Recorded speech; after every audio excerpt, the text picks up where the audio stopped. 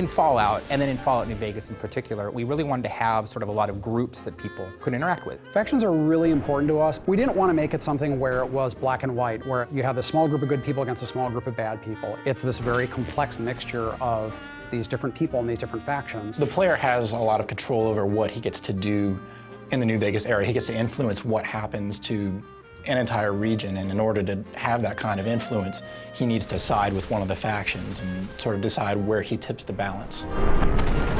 It's all about war, and that's what Fallouts have been about, is war. And so how we're really showing that is war between these factions.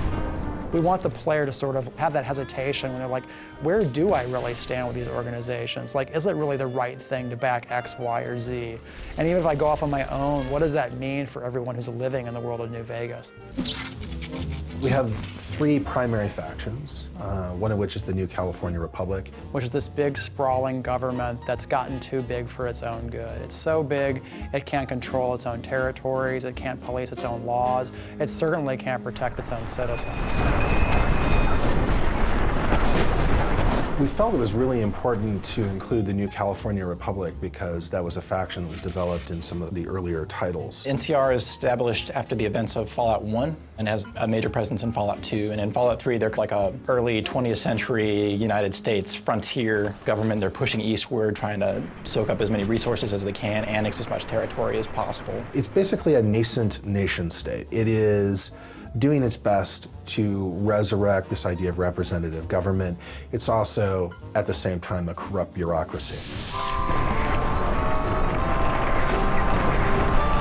On the other hand, approaching from the east, looking to lock horns of the New California Republic, is this huge army of slavers called Caesar's Legion. Which is this terrifying war band of slaves that has come from out of the Grand Canyon area that is just conquering everything in its path. I just like this idea that we've been able to kind of take this Road Warrior-esque feeling and make it Roman. These guys have this armor that is built out of football pads and catcher's gear and stuff like that, but it kind of looks like Roman lorica segmentata, which is the traditional armor of the Roman legions. And the guy who runs it, Caesar, he's just in it for, I want to rule the world. And Caesar is hardcore about using certain aspects of the Roman Empire as a model.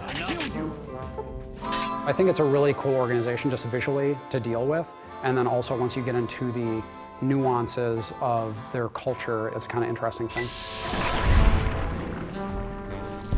NCR and Caesar's Legion are sort of stalemated at the Colorado River and at Hoover Dam. Hoover Dam is one of our signature locations in the game, and to be honest, it's what everyone is fighting over. It's still able to provide power for part of the region, which is its big draw. NCR controls the dam, but Caesar is right across from it. And everyone thinks that they're just gearing up for a big assault. Time is fast approaching when my legion will assault the Great Dam and invade the West. NCR troops are coming into the area. Caesar's Legion is being reinforced from the east, and everyone's just wondering, like, well, when is somebody going to do something? And of course, that's where you come in, is because you kind of help determine when this showdown happens. Of course, Mr. House is playing into it as well, because Mr. House doesn't want NCR to win, ultimately, because he doesn't want them to take control of the Strip. But that's not going to happen, because you're going to work for me. The general idea is that we have the three major factions, Mr. House, NCR, and Caesar's Legion, but then there are all these sub-factions like the Great Khans, the Powder Gangs, the Kings, the Boomers, the Followers of the Apocalypse, and the player can go to those groups and try to shift alliances. There are literally 125,000 factions in Fallout New Vegas. We're probably gonna have to cut some of them. There's the NCR, there's Caesar's Legion, there's the PTA, Mickey Mouse Club, Alcoholics Anonymous is in there right now. Each of the factions has their own style about them. Like the Rangers have a very distinctive style in terms of the Dusters, and the Chairmen, the gang that runs the Tops, you know, they have a very Rat Pack kind of feel about how they dress. We've actually leveraged that in the game mechanics too, in terms of if you actually wear those outfits in the game, people will recognize you as members of those factions and either fortunately or unfortunately react accordingly.